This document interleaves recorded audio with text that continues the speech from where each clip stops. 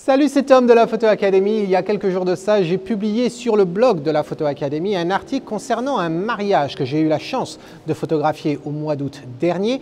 Et à la fin de cet article-là, il y avait une photo. La photo, la voici, concernant ces deux mariés où j'ai photographié à la fin de la journée. Et bien aujourd'hui, dans cet épisode, je vais te montrer comment j'ai pu obtenir cette photo.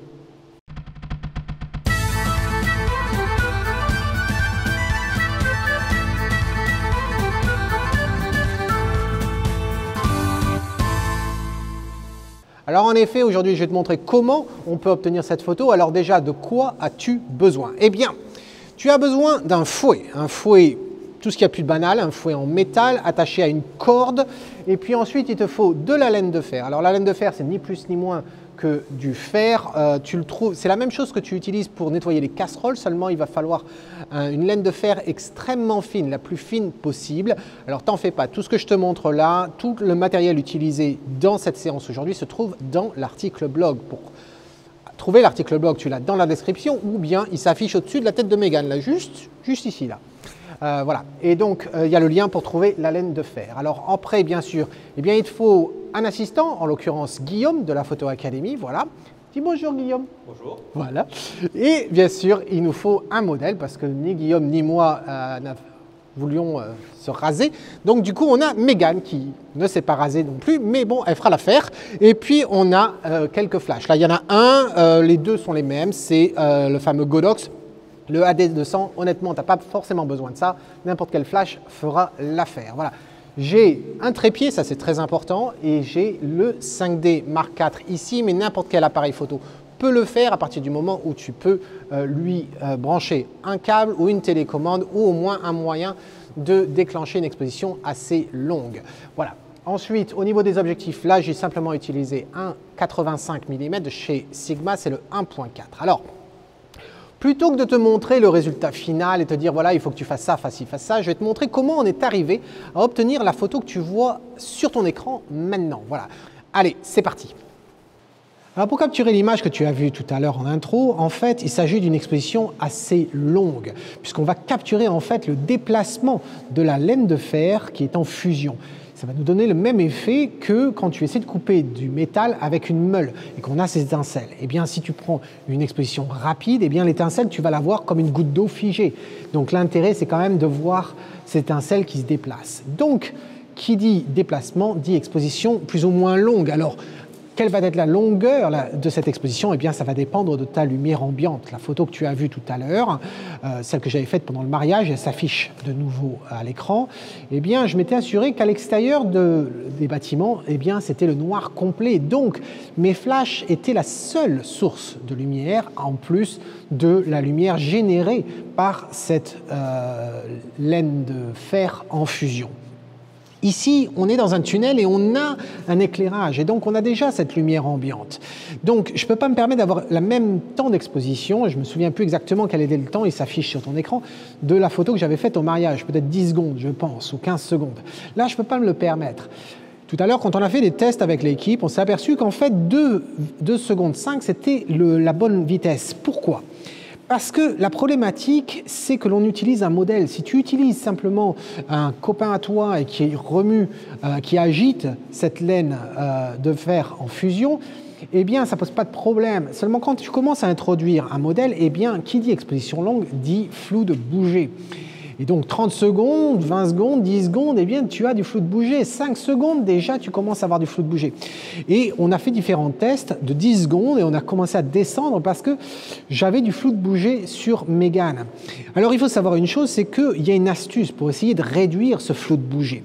C'est d'utiliser le flash pour figer ton action. Mais attention, cela ne marche que si tu utilises une certaine option que tu as sur certains flashs qui te permet de déclencher le flash au deuxième rideau. Ce qui veut dire que si tu as une exposition de 10 secondes, eh bien, le rideau s'ouvre, tu fais ton exposition. Au bout des 10 secondes, le deuxième rideau vient fermer et arrêter ton exposition. Eh bien, juste avant que ton exposition se termine, c'est là que ton flash se déclenche. Et comme il se déclenche à ce moment-là, il va te figer ton sujet. Mais si ton sujet était légèrement éclairé avant ça, par la lumière ambiante par la lumière émise de la laine de fer, eh bien, cette lumière va quand même capturer un petit peu ton sujet s'il bouge un petit peu. Et donc, même si tu le figes après, tu risques d'avoir des contours qui sont flous. Tu vois un exemple qui s'affiche sur ton écran là.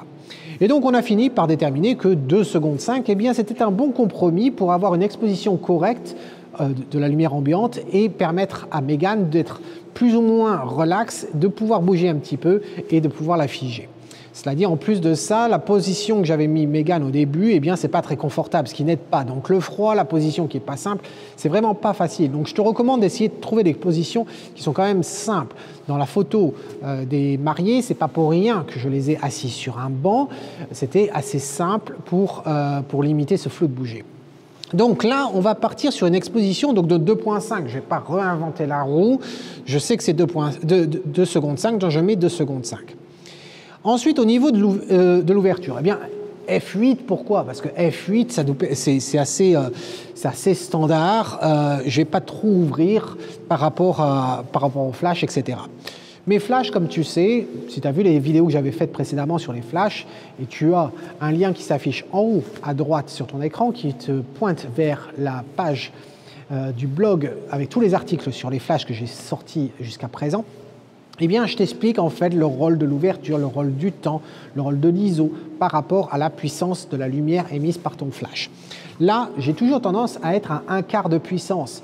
C'est vrai que les flashs que j'utilise ici, ce sont des AD200 de chez Godox qui sont très puissants. Ils font 200 watts chacun et c'est plus puissant que ton flash Cobra habituel. Ça équivaut à peu près 3 de tes flashs. Donc, quand je vais les lancer, eh bien, 1/4 de puissance, ça risque d'être un petit peu trop. On verra. En tout cas, j'aime bien sur 1/4 de puissance. Ça me permet de démarrer quelque part. Alors, ce que je vais faire, je vais utiliser un flash pour l'instant. On a 2 flashs qui sont à équidistant de Mégane. Je les ai mis à 45 degrés à peu près d'elle. Le flash qui est à gauche, je vais l'appeler le flash A. Et le flash de droite, je vais l'appeler le flash B. Le flash A, en fait, il pointe un peu vers les jambes de Mégane. Le flash B pointe un peu plus vers son visage. Pour l'instant, je n'ai uniquement que le flash A d'activer à 1/4 de puissance, donc en mode manuel. Et je vais activer, bien sûr, le deuxième rideau. Donc j'appuie sur le bouton. Le deuxième rideau, c'est un petit logo que tu as avec de 3 petits triangles pointant vers l'horizontale. Et le dernier, celui qui est à droite, il est complet, il est tout blanc. Voilà. Donc ça, si tu vois ça sur ton flash, c'est que tu as bien activé l'option. Donc là, si je prends une exposition, on verra. C'est notre point de départ. Je ne sais pas où c'est que j'en serai. Tu remarques que là, il n'y a toujours pas les flashs. Les flashs viennent de se mettre à la fin. Voilà. Mégane, elle a un petit peu bougé. Mégane, you stay still. OK. On va la refaire sans que Mégane bouge de trop. Voilà. Et là, ce qu'on remarque, eh bien, c'est que l'exposition sur Mégane, par chance, c'est bon. Seulement, l'exposition globale, c'est bon aussi. C'est quand même assez lumineux, je dois dire. Mais ce que je remarque surtout, c'est le ton. Le ton sur Mégane, elle est quand même assez froide. Je remarque que son parka, qui est censé être de la même couleur que le mien, c'est-à-dire vert foncé, eh bien, il est relativement bleu. Une autre chose à savoir, c'est que l'ambiance dans la photo que tu vois, si elle est aussi verte derrière, c'est parce que j'ai changé ma balance des blancs. Et oui, on a cette lumière qui était jaunâtre ici. Si j'étais resté sur une balance automatique, et je vais le faire immédiatement pour te montrer à quoi ça correspondrait, donc je passe en balance auto. Voici. Si je reprends la même photo, Mégane a bougé, mais c'est pas grave, tu t'aperçois à quel point c'est rougeâtre. Voilà. Donc pour obtenir le ton que j'avais envie d'avoir dans la scène, eh bien j'ai choisi une valeur de la balance des blancs manuellement.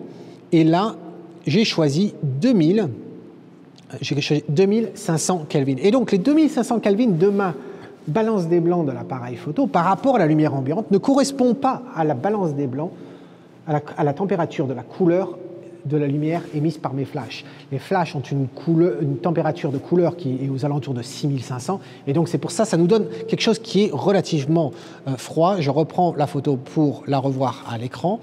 Voilà, relativement froid. Donc la solution, c'est quoi? Eh bien, c'est d'utiliser des gels. Alors en l'occurrence, moi ce que j'utilise, c'est le système de chez MacMod. J'en avais déjà parlé dans d'autres vidéos. T'en fais pas, tous les détails de tout le matériel que j'utilise ici, c'est dans l'article blog. Tu l'as dans la description et puis tu l'avais un peu plus en haut à droite également. Alors, je me suis aperçu que, bon, j'ai différents filtres, différents gels de différentes couleurs. Je me suis aperçu que pour obtenir le ton que j'aimais bien, assez verdâtre, eh bien, il fallait que j'utilise deux gels. Un gel qui s'appelle le CTO et le CTB. Le CTO, en fait, ça veut dire Color Temperature Orange, donc la température de couleur orange, et un CTB, donc Color Temperature bleu, et en l'occurrence, c'est de demi-puissance.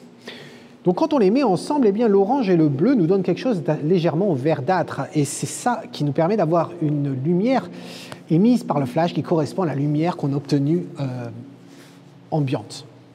À savoir une chose, c'est que quand je vais placer ça sur mon flash, eh bien je vais perdre de la luminosité. Et oui, c'est un petit peu opaque. Donc il va falloir régler la puissance du flash à ce moment-là. Donc je vais placer ça sur le flash, comme ceci, et je vais reprendre une exposition pour te montrer à quel point l'effet, non seulement de la température, mais l'effet de la perte de luminosité. Et on va voir ce que ça donne et on va s'adapter à partir de là. Donc je reprends la photo, Megan, hop. Donc comme tu peux remarquer, on a récupéré, grâce au gel, cette ambiance qu'on aimait bien, ce vert. On remarque que le parka de Megan a une couleur normale maintenant. Au niveau de l'exposition sur Megan, on a perdu quand même de la luminosité. Donc il serait bon de savoir combien on a perdu. Donc ce que je vais faire, c'est que je ne vais pas deviner les choses, je vais simplement prendre mon flashmètre. Voilà. Donc si tu ne sais pas ce qu'est un flashmètre, je t'invite à voir une vidéo que j'ai faite il y a quelques années avec Megan. Le lien vers l'article et la vidéo s'affiche en haut à droite. Alors, je vais demander à Guillaume de déclencher une exposition et puis je vais mesurer l'exposition sur Megan. Hop.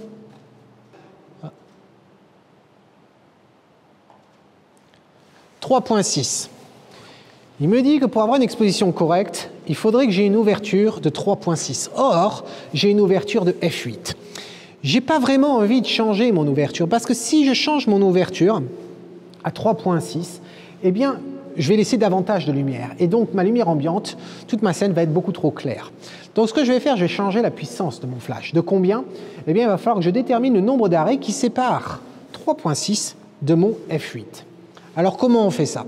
Eh bien, si tu connais tes règles par cœur, très bien, tu peux le faire sur tes doigts. Si tu ne connais pas, tu peux toujours bouger un petit peu le curseur sur ton, la rotule sur ton appareil photo et passer de f8 à 3,6, compter le nombre d'arrêts, revenir à f8 et appliquer ce nombre d'arrêts au flash.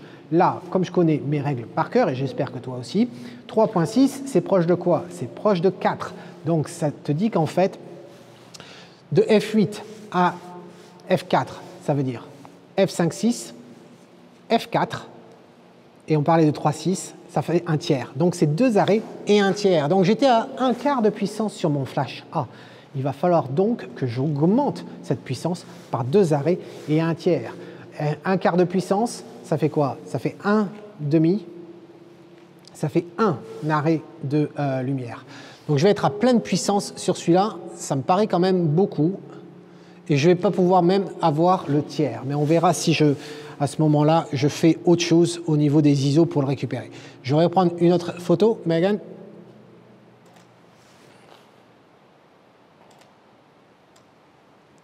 Voilà, l'exposition est quand même beaucoup mieux. Alors ce que je remarque une chose, c'est que Megan, si maintenant Megan est nette, j'ai un petit peu d'ombre sur la droite, et donc du coup je vais introduire le deuxième flash. Le deuxième flash, comme il est à la même distance de Megan, eh bien je vais garder les mêmes paramètres. Donc mon flash B, je vais l'activer. Voilà. Et je le mets aussi à pleine puissance. Mais il ne faut pas oublier de mettre le gel. Donc je vais mettre le gel immédiatement. Voilà.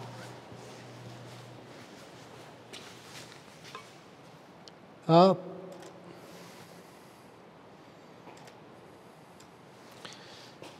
Et là, quand on regarde, on s'aperçoit que c'est pas mal du tout.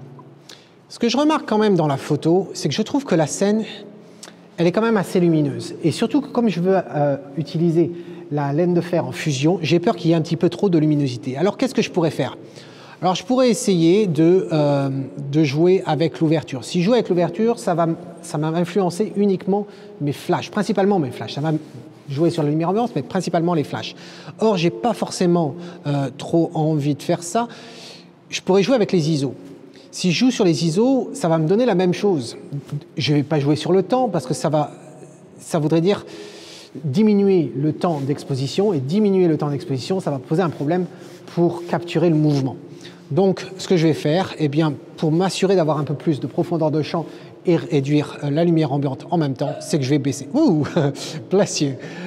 J'ai passé de F8, eh bien, on va descendre ça, je vais fermer davantage et on va passer à on va aller F11. Si je fais F11, hop, on prend la photo, on va voir ce que ça va donner. Voilà. Et F11, j'aime beaucoup le résultat. Voilà, c'est magnifique, Mégane est super nette et tout va bien. Il est temps maintenant de s'amuser. Alors, qu'est-ce qu'on va faire? On va utiliser cette laine de fer. Alors, la laine de fer, qu'est-ce qu'il faut faire? Déjà, tu vas prendre un peu de laine de fer, comme ça, et tu vas t'assurer qu'en fait, elle ne soit pas trop compacte. Si tu la rends compacte, il n'y a pas assez d'oxygène dans cette laine, et tu vas en fait la rentrer dans ce fouet. Alors fais attention quand tu la rentres, hein, de ne pas trop la compacter. Et tu as différentes façons de l'allumer, cette laine. Tu as la façon un peu MacGyver pour l'allumer, ça serait d'utiliser, alors je crois que j'en ai une dans ma poche, je vais voir, ou du moins je l'avais dans ma poche tout à l'heure. Non, ça c'est mes clés de voiture. Hein. Bafi, j'ai trouvé mes clés de voiture, c'est pas ça. Est-ce que je l'ai dans cette poche-là? Non. Est-ce que j'ai dans cette poche-là? Non plus. Et il y a Guillaume qui se marre derrière l'appareil photo, derrière l'appareil qui est en train d'enregistrer la vidéo. Une pile de 9 volts. Regarde ce qui se passe quand je mets la pile de 9 volts. J'arrive à allumer cette... Voilà. Et donc, quand je vais bouger, ça va suffire. Bon, et éteins-toi. Elle ne va pas vouloir s'éteindre, en fait. Donc,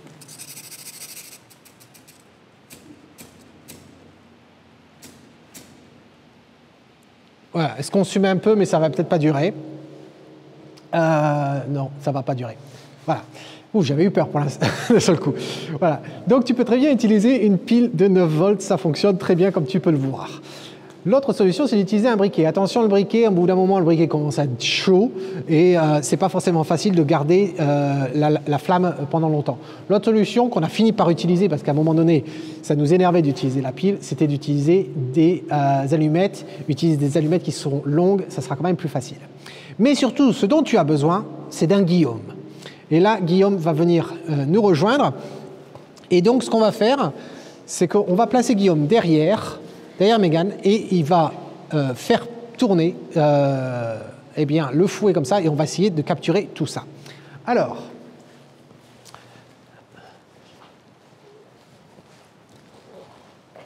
on va faire en sorte que Guillaume, généralement il faut s'habiller en noir, ça permet de ne pas le voir. Là, Guillaume, il est habillé plus ou moins en noir, il est au fond, ça va.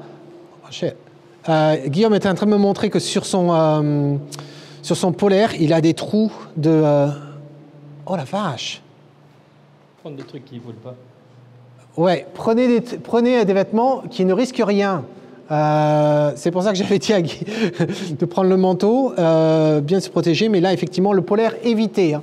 Moi, je suis resté loin tout à l'heure des essais, j'ai retiré ma veste parce qu'elle est trop sensible. On va faire gaffe. Tu me mets ton manteau ou... Justement, ouais, d'accord. Ok, alors, ça c'était la bonne distance qu'on avait marquée ici. La distance, c'est par rapport à quoi? C'est par rapport au cadrage que j'avais fait tout à l'heure, par rapport à Mégane dans le cadrage, etc. Et c'était pratique. Attention, pensez à une chose, c'est que si vous faites un cadrage assez large, assurez-vous que la personne qui fait la rotation du fouet le fasse bien parallèle à votre appareil photo, sinon vous allez le voir, ça va vous créer un drôle d'effet. Vous avez un exemple qui apparaît sur l'écran. Alors, on va utiliser la boîte. Où est-ce que j'ai mis les allumettes? Alors, c'est le premier essai qu'on va faire, ça va nous aider à nous positionner correctement.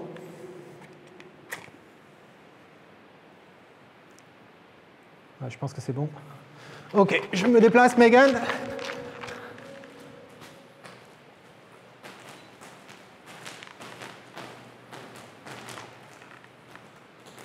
Et voilà, et la photo est absolument magnifique comme tu peux voir. Du premier coup, c'est quand même extraordinaire. Tout à l'heure, on avait galéré quand même beaucoup plus. Comme quoi, de le faire de plus en plus, on s'y habitue. Et maintenant, on va faire, tant qu'à faire, on va faire la bonne photo. Megan, it's time to get naked, baby. Ok, on se retrouve dans une seconde quand Megan se sera changée. Voilà.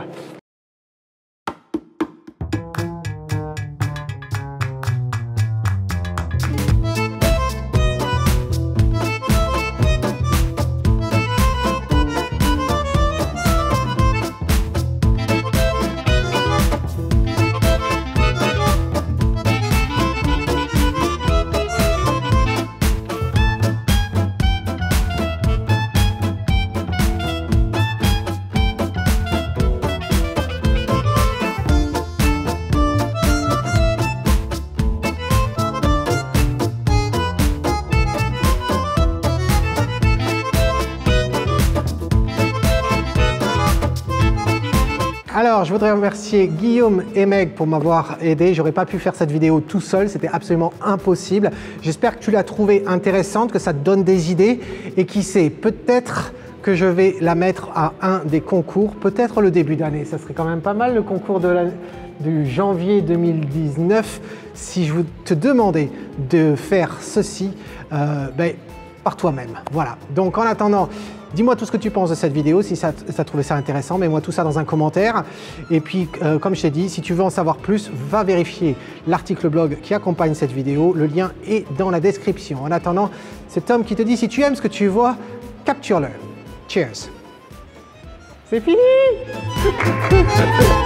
Yes. Which one?